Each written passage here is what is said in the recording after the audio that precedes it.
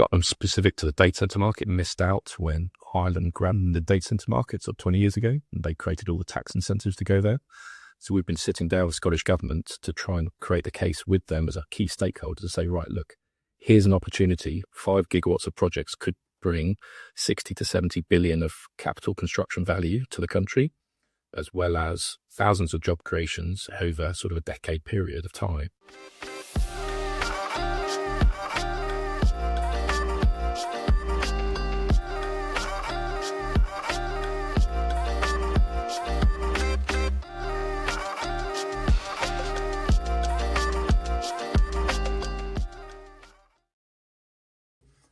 Hello and welcome back to the Hypercube podcast. I'm honoured today to be joined by Giles Hanglin from Apatura. Giles, would you like to introduce yourself to the audience and maybe tell us a little bit about Apatura and what it is you're up to? Yes, certainly. Look, delighted to be here, Adam. Thank you very much indeed for the invitation. Giles Hanglin, I'm CEO at Apatura. I've been there for about a year now. I joined there from another battery storage developer based in the east of England. And that's kind of part of about 15 years I've spent in the renewable energy and storage industry. Before that, decade at Savills, the real estate business, where I started off in the rural land management or the farming side of business, and then migrated through the kind of the solar era in 2009, 2010, then helped grow part of the Savills energy business from there. It went through the kind of what we call the solar coaster of, tariff offers and tariff removals up to 2016, when we were looking at scaling a rather large rooftop solar business across a lot of the industrial portfolio across England and Scotland. But of course, Amber Rudd, who was our favourite politician at the time, pulling the plug in 2016, sort of kiboshed that, took a couple of years out from the energy industry as it all refound itself, and then got back into the storage era with Cambridge Power 2018 and scaled that for 5 years. There's a portfolio being sold at the moment.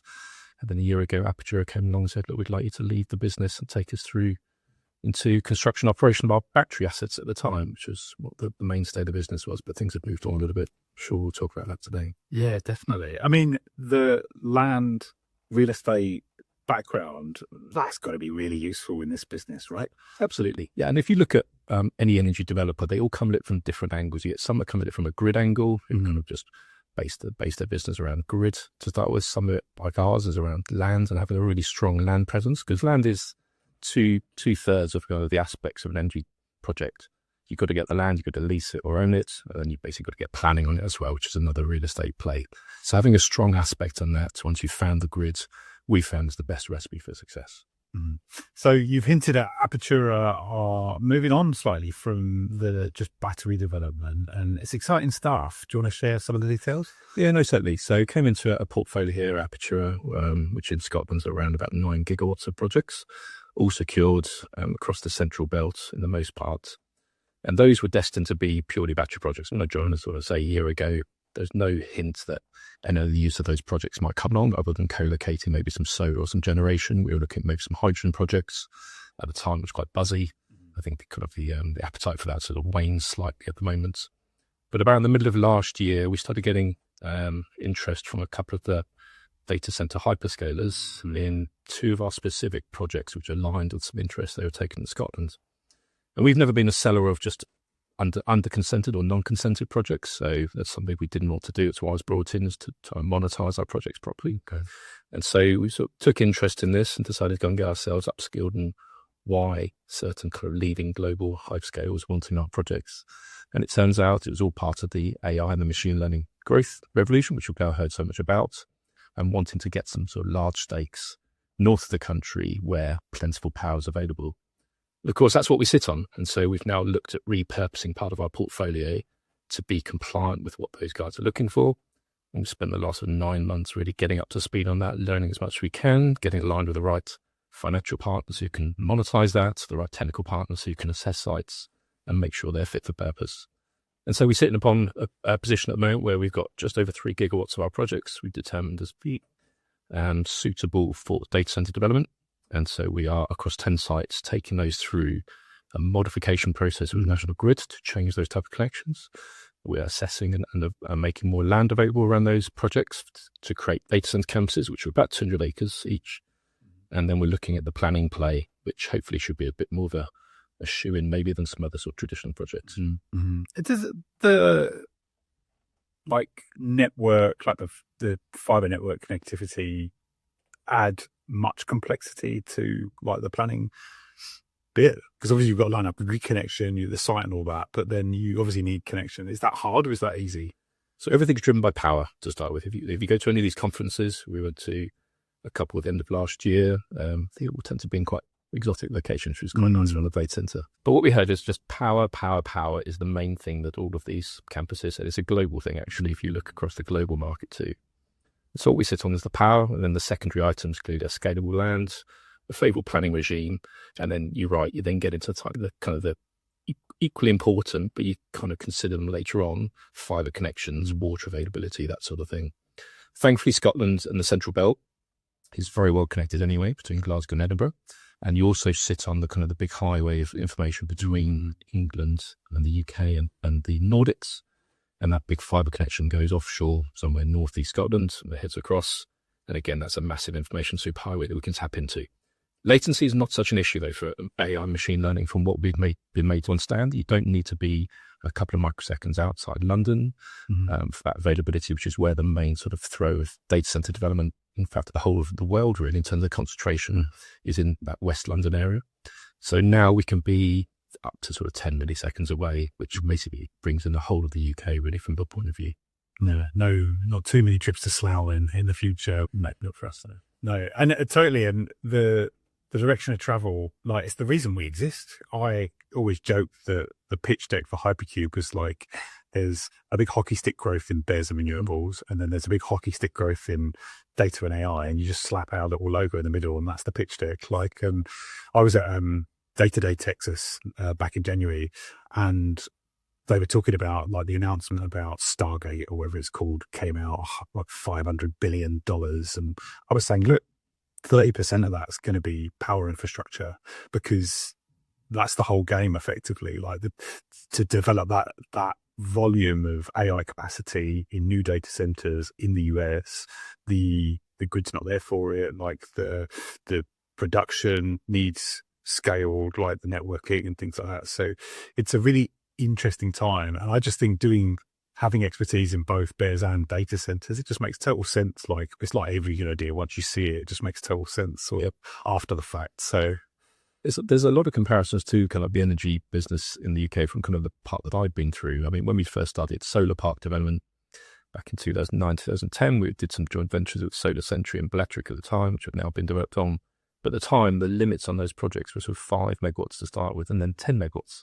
And that was a 25 acre or 50 acre site, which clearly was a challenge at the time. It seemed to be big infrastructure. I mean, now you've got projects being pushed through. We had one of our battery projects consented for 700 megawatts at Port of Glasgow earlier this year.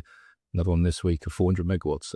And you then look at the solar side of things, and you've got the likes of Arden Green Power and Elgin pushing through 600-700 megawatt projects. There's another one being mooted in Norfolk, which is going to be a 4,000 acre project over 800 megawatts.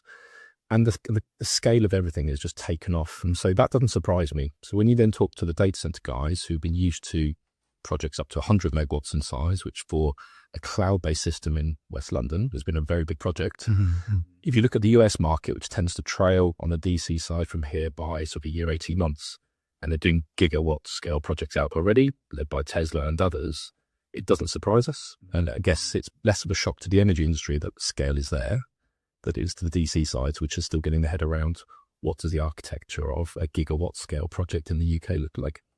And there's like must be like a pride or like that warm feeling of actually like quite a number of jobs getting created for developing and building these sites, and not like quick short-term jobs either, like high value, like high salary, good technical jobs in locations that maybe haven't seen them for a couple of decades. But it must be like a warm fuzzy feeling for that for Apatura. Absolutely. Yeah, and I think like, the whole thing about scaling our business, I mean, I was employee number 20 about a year ago. We're now up to just over 40 people. So we're creating a kind of a lot of high value jobs there. And as I was saying earlier on, it's difficult to get those exactly in the same geography as you are. So we've had to be very flexible about the location of those. So a lot of our people are spread remote across the country because we want their specific skill base. It's secondary as a need to be in an office the whole time long. But looking at Scotland, I think Scotland specific to the data center market missed out when Ireland grabbed the data center market 20 years ago, and they created all the tax incentives to go there.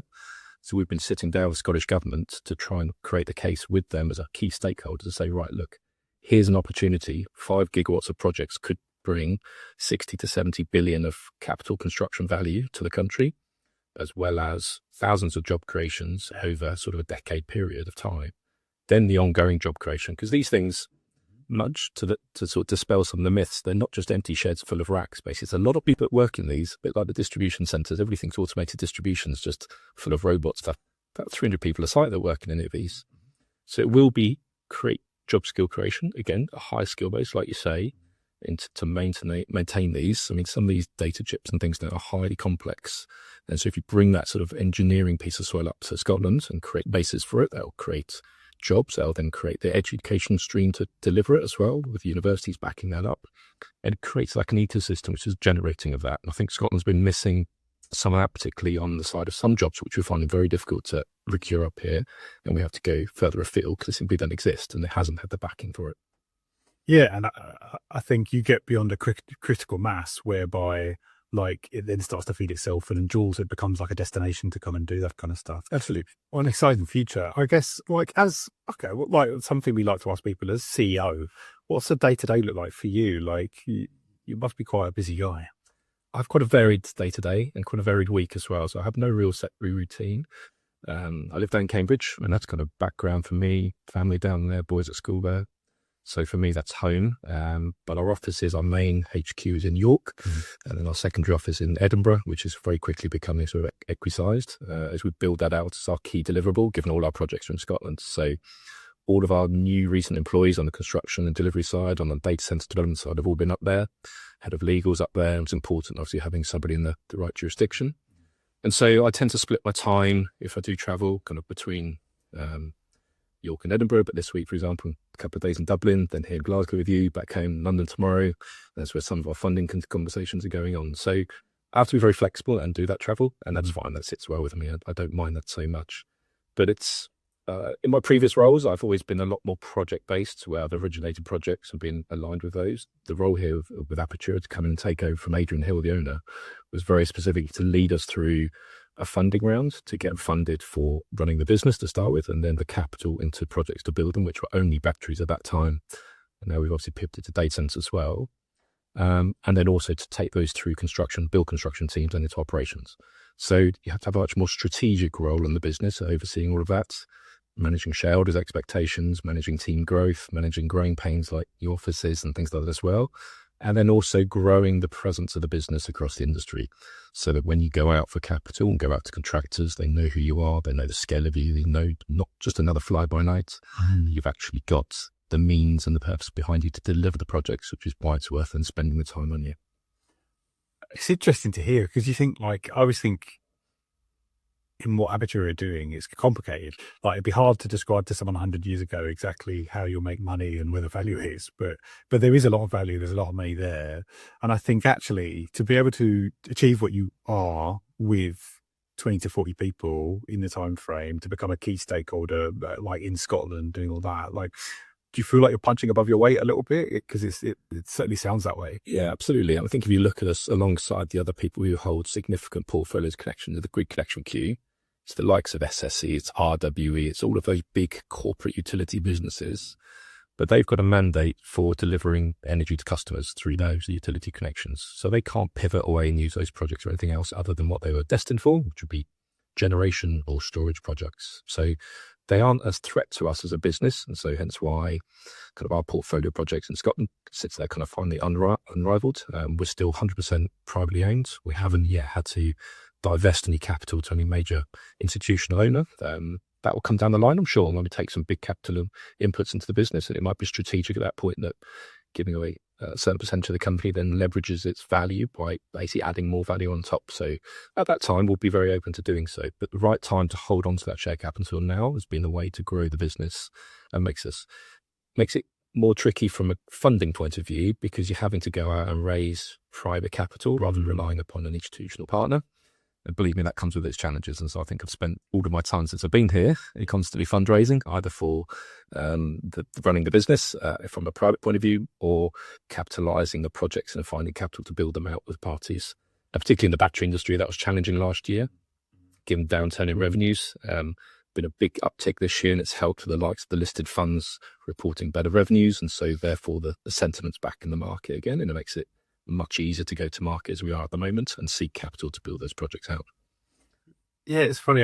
We feel the effects of that. We're kind of downstream, and a lot of our core customers are in the wind of the battery space, and we feel it where everyone's really excited. They want to get guns are blazing. They want to do AI, and then downturn in revenues and everything gets put the buffers. And then again, now into this year, it's been absolute havoc since sort of the end of December through to now, where everyone's back on the warpath to try and accelerate and do more stuff. And it's funny that there's that bit of lag, but then we do kind of all follow those same trends and same cycles. I guess I wanted to reach on, recently passed a gigawatt storage. We're looking at Neilston BESS in Scotland. You've recently had the announcement this week. Is there anything you'd like to share about the actual significance of this and the growth in the Scottish market, and just expand a bit on the natural fit of why Scotland is so well suited? We touched on Ireland and missing out. Why Scotland's so well suited to this application? So I often get asked whether I prefer to have a portfolio back still in England or develop a portfolio in Scotland. Of course, as an Englishman coming up to Scotland, it's sometimes harder to do business, but thankfully, I know. But thankfully, we've got a homegrown talent up here, and we've got basically a full entity in the office here to take projects forward, which is important. But I would 100% always want to develop a Scottish portfolio at the moment. I think the regime up here has been very supportive, despite all the new noise that Labour have brought about since the election, and smoothing the pathway for large infrastructure energy projects, making data centres on the critical national infrastructure list.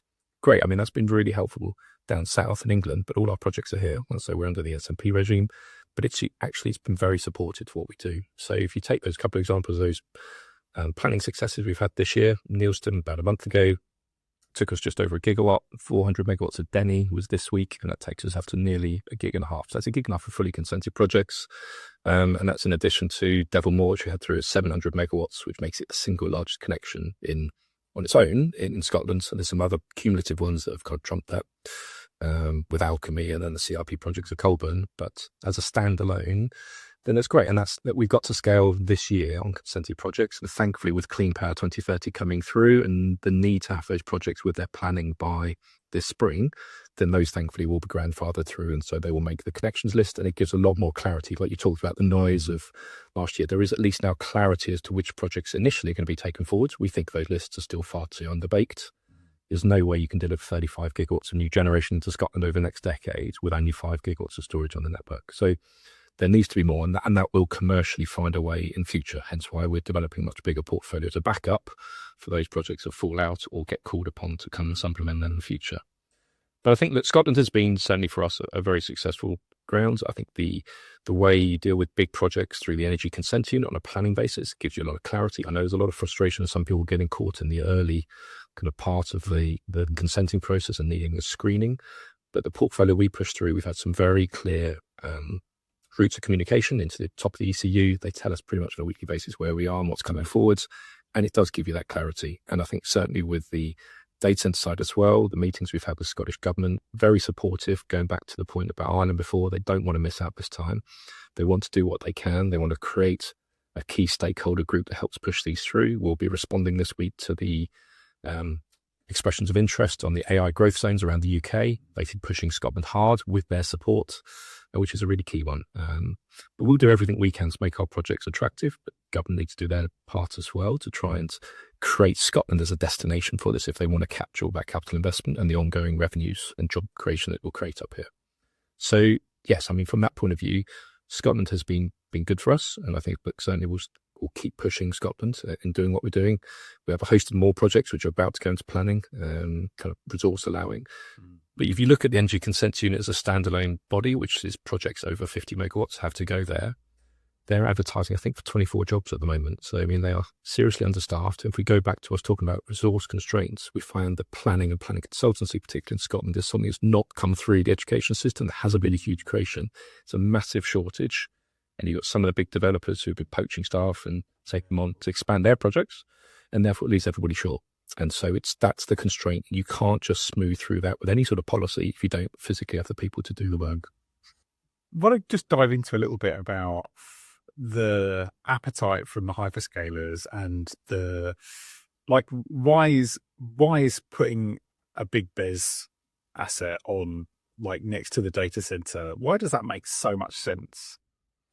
So the hyperscalers have come to Scotland, for example, and they've been looking to try and get into the power market, and they've realised they can't bully NESO and then Scottish Power to get connections. They're like, well, join the back of the queue, mate. It's 2040 and lodge your own connection application. And so they're not like that. But so they've had to buy into connections, and they've realised for what they require, buying solar connections is no good for them because it's only generation connection. They need a demand connection. So they've been after battery assets.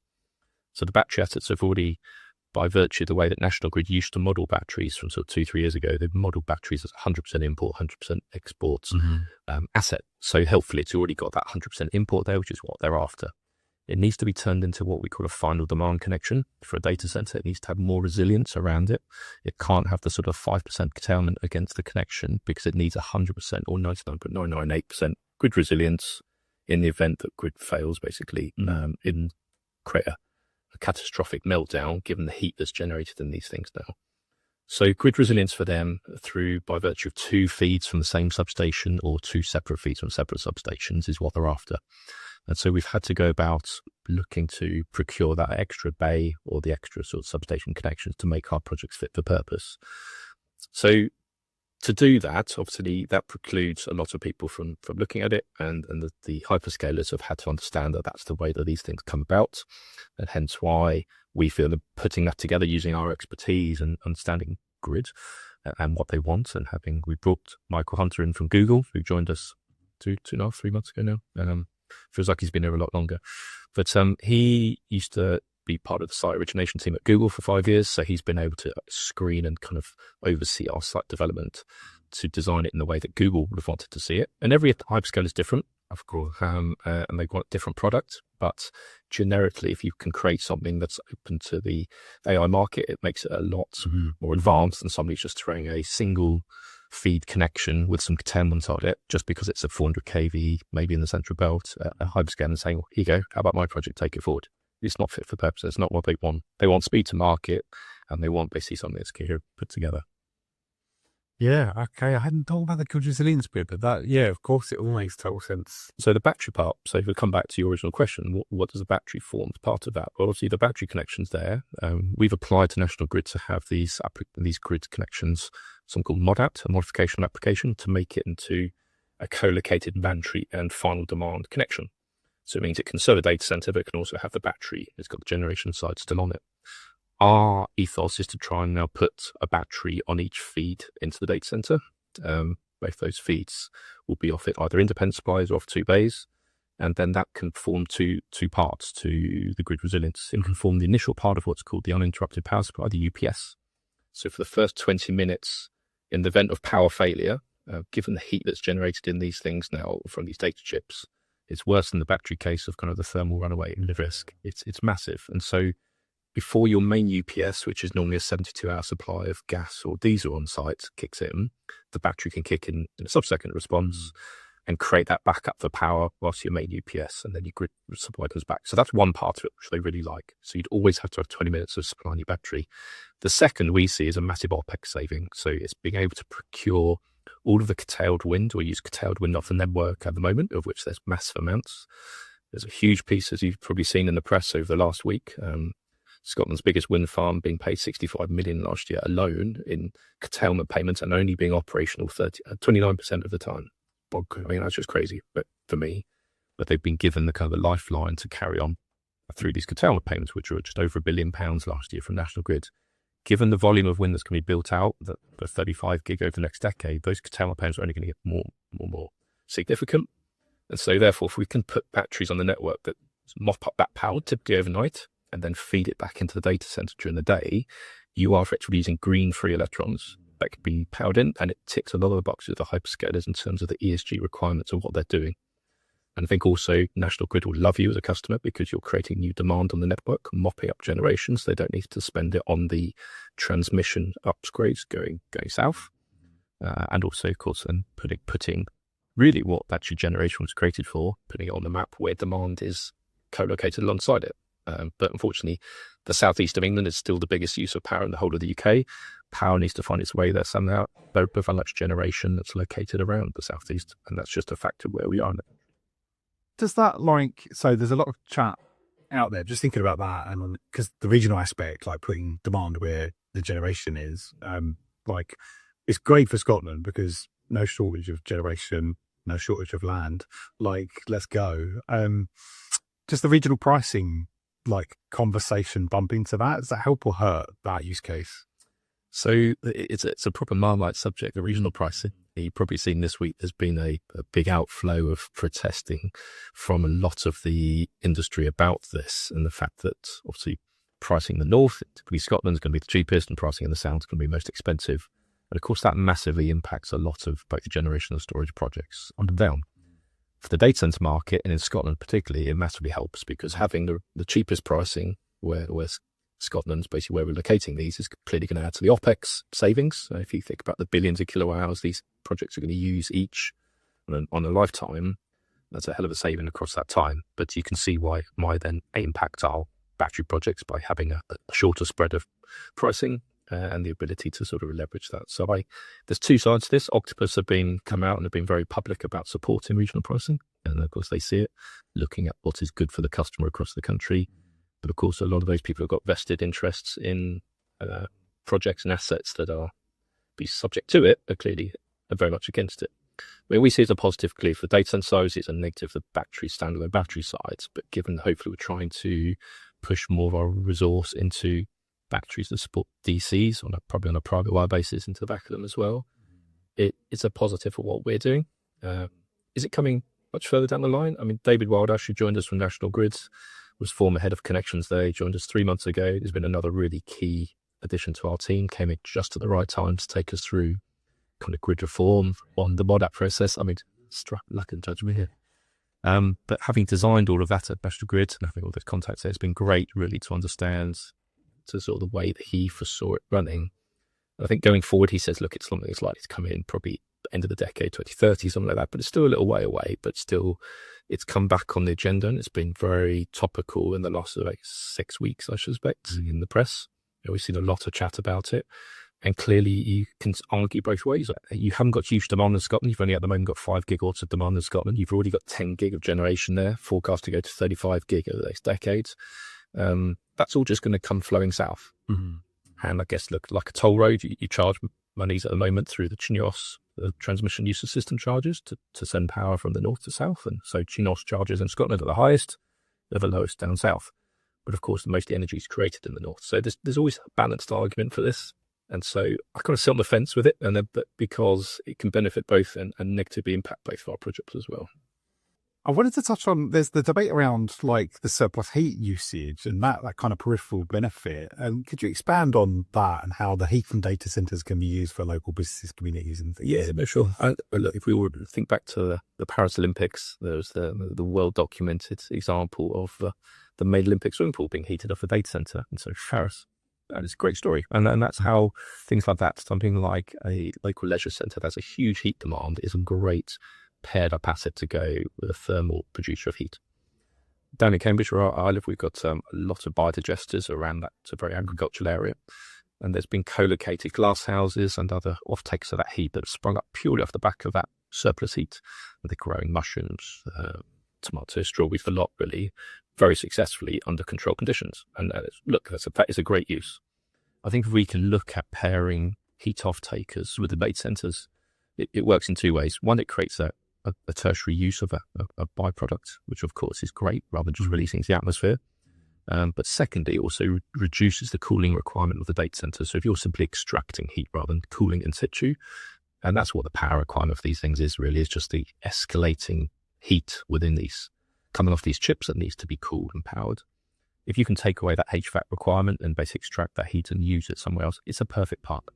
And thankfully, where we are in Central Belt, we're quite urban still in some areas, and so we have got some very large potential municipality heat offtakes. And we hope that we might be able to promote more land within the campuses to make it available for people to come in and look at third-party or third type arrangements, such as building glass houses and looking at maybe the food demand thing as well, really creating another requirement there to do that. So yes, absolutely, it's something that's kind of on our list. It is always a secondary kind of consideration to everything else we're doing, but we think as a part of a political stakeholder play, it's very important. So I sit on the board of the Data Lab, Scottish Government sort of Innovation Centre for AI hub here, and I was hosting a session where one of the talks was about how actually for every pound spent on like green initiatives in a city creates like up to £37 worth of like secondary and tertiary benefits. And you could totally see how you could tie that story in where, okay, we've created a data center, but then there's a carbon element to saying, well, actually we've created like a low carbon cost, leisure centre, or like you said, low food growth. And you could see how then, especially in the central belt of Scotland, for people that don't know geography, like everyone up here is used to driving anyway, or getting from one place to another. It's not an enormous geography, actually, the central belt. So you could see how, springing up new communities and business locations that make use of all this stuff is totally feasible for where we are. It's a really exciting proposition. Yeah, this one of our projects got a prison next door to it. The other one's got a big hospital next door to it. So we're in discussions with them already about the potential for the heat offtake. Believe it, there's a whole load more infrastructure, heat exchange and all sorts of things that are required. A lot of tunneling of piping, really, and the transport of heat is a lot more tricky, clearly, than transport of electricity, but it is still viable. It's still worth looking at. I think the cooling aspect is one thing that has really struck me. Everybody knows that Scotland's cooler than the south of England, but it's typically, if you look across the temperature graphs, it's 3 to 4 degrees on average all the way across the year. And each degree centigrade relates to 4% energy cost saving. So being 4 degrees up here, you can have it already at 15-16% energy use efficiency case versus having a data center in the south of England. So you're already creating yourself an opportunity here for doing that. And if you can then further add to that, it's only a win-win. What about the kind of arguments against then? Like, do you think I feel like we're making a mixed sales pitch today on like data centers because it is such a genius use case. What about the flip side? Like, do you think there's a risk of overdevelopment and I think this happened in batteries where a few people sort of carved a path, did something really interesting. Everyone saw the revenues and then lots of big pots of money followed and just kind of copied, right? We got a little bit we got the grid creation problem, but do you think we run risk of overdevelopment of data centers or this use case in the next decade? Absolutely. Yeah. I mean, there's a huge rush at the moment to oversupply. I think if we look at the grid queue, let's go back to energy projects for the time being and Clean Power 2030, the way it's been designed is to try and thin down that grid queue, which was getting towards terawatts, I think it was, of projects, really. I mean, it was sort of 900 gigawatts when buys, absolutely plenty. And it was 4 times oversubscribed for what we needed to get to net zero by 2050. And everybody's got to remember that, which is why coming along, and we've seen some of the big developers, including ourselves, we've had our portfolios significantly trimmed by having projects now that don't fit the criteria being fully consented to fit in the pots that have been ascribed to each technology around the country. And so I think that's done a job. And clearly we think some of those are undercooked, particularly sort of south of Scotland, so I sort of alluded to earlier, and that you're going to need more storage to facilitate 35 gig of new generation up here. Other parts of the country I can see are probably about right, because they're not producing huge amounts of generation. And if they are, it's in constrained areas where you've got heavy populations, and putting large infrastructure projects in there, it's just not viable. I think when you come to data center, it's exactly the same, really. I mean, it's been well talked about across the world, and you've seen Microsoft already this week start to pull out of some of their surplus leases because they've obviously procured more leases or options for leases across the projects. A lot's been made about it. I read the detail of it. I was particularly fussed as not Microsoft pulling out of the AI market globally. It was them just releasing some of the stuff that maybe fringe and weren't core to their products and wanting to maybe relocate some of their central AI to the US. And that's fine, because they're a big part of that Stargate project as well. So I think over here, it is definitely speed to market, which is why we've heavily invested and very quickly and got through, and we're making sure our projects are going to be fit for purpose, so that when a hyperscaler or an operator looks at them, they're going to look at them once and go, yeah, these guys know what they're talking about. These projects are fit for purpose. They suit our capability. We've got a customer with the demands that can absolutely fit from 2028 onwards with scalable power up to, say, half a gig or a gigawatt by 2031. That's going to fit the market. Brilliant. It's ready to go. Yes, we'll secure it rather than pay the risk of something else coming down the line. So it is a speed to market thing. And again, there'll be a lot of people, I'm sure, who will go through the MODAP process, and that's not a cheap process. I mean, they're 40 to 50K per site to submit a modification application to National Grid for a transmission connection. Those are added up, and they had a whole fluster of those come in just before the deadline. So, I mean, they'll be sitting on a lot of processing now, but a lot of revenues from projects that are never going to go anywhere. They're probably going to take 6 months to get processed, whereas ours are all underway, thankfully.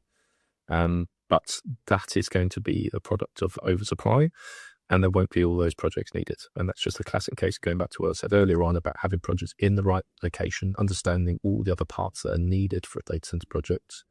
But we are still, from our point of view, still selling Scotland versus North England versus the Welsh coast versus Silicon Sands and Blackpool versus projects further south. That the power is what basically drives it, and that's power is what we have. So we sort of sit upon the number one asset.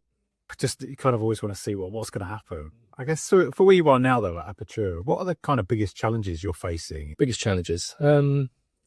We all ride what's called the solar coaster. I haven't come up with an acronym for it yet, really, in terms of on the battery side of things, but that's been one. And I think that being a professional within it, and I've got some very good people in my business, take a long-term view on development. You've got to look through the highs and the lows. Of course, you celebrate the highs, but you basically don't get too low with the lows, and you've always got to take a longer term view of where you're going. And that's just a characteristic of somebody who's going to stick it and not be sort of lose all their hair or have a cardiac, within a decade. I think that the challenges are clearly always going to be under-resource planning, getting projects through basically to meet suitability, resource at national grid level, resource at government level, really, for dealing with planning is always going to be short, and it's always going to be difficult to get that. But you've got to try and set yourselves up and try and navigate it as best you can.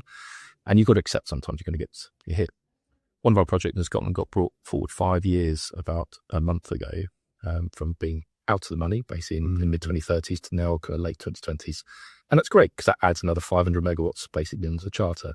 That's just unheard of. You can't allow for that. I mean, that's just because they sort of suddenly start looking seriously at your grid connection, thinking about the build out, realizing some other projects have fallen away. And yes, you can come up with Qubit. Delighted with that. On the flip side, we've had projects that get pushed back because they realize they can't actually deliver the infrastructure they're going to do so. So that's a big challenge, is that unknown of the grid. But what we're trying to do is stay as close as we can. David Wildash coming in clearly can help with that by looking at the tech register queues and understanding them with a bit more granularity compared to some maybe who've taken a high level view as to what infrastructure can be needed. And Clean Power 2030, to achieve it, and let's remember, it used to be 2035, the Conservative said as the record, as the target, and now Labour have said 2030. They trimmed 5 years off. National Grid are just going to choose the easiest to deliver projects to do that. And so anything that needs major rewiring or transmission upgrades is just going to get parked into like a second pot. And hence why we have to focus and look at how that impacts our portfolio and make sure that the projects that we're really investing in, which is what we've done as part of the kind of the screening on the DC side as well, is make sure projects that will easily get their grid connections because there's minimal there to do to facilitate those connecting to the transmission network. And so, yeah, I guess what are to capitalise on all that and make it happen, and what are your goals for the next sort of 5 years and the opportunities you're going after? I'm always quite realistic about what we do. I mean, we've got a very big pipeline, got over 10 gigawatts of connected projects. That's been cut by more than half because of Clean Power 2030, but we're going to keep developing part of that portfolio, certainly into the early 2030s, because we think it will fill some of the gaps and limit that from the commercial need after Clean Power 2030 and actually the commercial need of that 35 gig. It's going to come into Scotland. If Adrian was sitting here, he'd be telling me we're going to deliver all of it, every single megawatt, and then I'll have nothing less. I'd be slightly realistic than sometimes and sort of say, look, come on, we're giving ourselves the best chance. If we had 10 gig and it's given us 5 to take forward, that's much better than having 5 and only 2 to take forward. So you always have to assume there's going to be attrition. It always hits the team hard when a site they've been working on hard, and delivering the news about Clean Power 2030 and the number of projects we're going to have to park or drop. Yeah, of course it's hard for some people, and we've had to let some landowners down. That's always difficult, knowing if being from a land background point of view, if you suddenly found and let's be honest, on the Scottish revenues and farming compared to energy, are nowhere near those. If you've been promised a sort of the golden egg and suddenly gets taken away because policy's changed, well, we can't help that, but it's still a difficult message to deliver. I think that we are again setting ourselves up with a large portfolio of data center projects. They're not all going to be needed. There is not a 3 gigawatt need for data center demand in Scotland or anywhere in the UK at the moment. That will scale, and it's a case of creating the first projects which are easy to develop, creating capability for yourselves. We've got to remember, as Apatura as a business, one of our weaknesses is we haven't built a project yet. We delivered stuff that has been built for other partners, but we haven't built anything ourselves yet. So we'll start that this summer with the construction of our first battery projects just around Glasgow. We've built the construction team. Guys have all been there, done it. We're going through procurement at the moment on the battery side. But once we've done that, we've got the capability, and then you become an easy partner to go back to because you've delivered what the market wanted that first time round. And that's trust. That's exactly that. And that's what we've been. My ethos has always been surround ourselves with people who know what they're doing, been there, done it in a far better way than I have done. But ultimately, as a team, therefore, you build that capability and that confidence to a partner that you can go and do it. Then you might get asked to go and do it abroad because clearly you can do it here. You can then go and scale it in other jurisdictions. Before we let anyone go, I always just like to ask if anyone wants to find out more about you or Apatura, or if there's anything you'd like to promote or plug, where should we point them? So a year ago when I joined, Apatura is a totally unknown business. Including to myself, I had to go away when I was asked to come and join and do some proper research on who they were. And that's because it's been the name change, Green Power Consultants before through to Apatura. But they've been very modest about talking about anything. We've changed that totally. We've had to make ourselves proper known customer to national grids, going through our funding processes, the contractors we talk to as well. So we've now got a much better website. We've got some much better PR and comms. You'll see us in the news press regularly. Debs is our fantastic PR consultant. She's come in and basically really revolutionized our marketing, our PR. And so we're much more proactive now. It's aligned with our business plan. And so we have a mandate really to use the press and use marketing media. So come to the website, you'll find us on there. Look on LinkedIn. We've all got basically got decent profiles on there. And offices, as I say, York and Edinburgh, people more than welcome to come visit if they need to and come see us. So yes, we have a pretty active profile now, which is fine. And I'm very happy to be sort of fronting that, encouraging the rest of the team out of their sort of more modest shells to be sort of putting the face behind the PR releases. Andrew, my head of development, loves having his face in front of every press release on a planning results, but there we go. Ah, very good. Someone's got to do it, right? So he's got a great taste for it, Paul's back. Well, look, thank you again very much for coming and joining us here today. And yeah, best of luck over the next few years. Brilliant. It's been a pleasure. Thank you very much, Adam. Cheers. What a discussion that was. Really interesting to talk to Giles about what they're up to at Apatura. I just think, like any really good idea, it seems totally obvious after someone's shown you it. Capitalizing on what you could do with the BESS asset, the existing grid connections, getting round the bottleneck by co-locating huge data centers, capitalizing on the massive spike in demand for AI, something that's very close to our hearts here at Hypercube. You can just see how the stars have aligned and it makes total sense. The way that Apatura are doing it, bringing in really experienced people from across the industry and actually carving a bit of a path and fighting the fight for doing it up here in Scotland as well, where we've got an excess of curtailed generation, we've got land, like all the appetites there. Really, really good discussion, and really looking forward to seeing like what it is Apatura get up to over the next few years, because I think it's a really exciting journey, and it's up here in Glasgow with us. If you're interested in finding out about more of the exciting goings on in the AI data and energy space, I really do encourage you to join the Beyond Energy community. It's a really collaborative environment where we're trying to collect all the people that care deeply about this stuff and how data and AI is really helping drive the energy transition. If you're interested in that, please check the links in the description for the show or jump onto our website at wearehypercube.com to find out.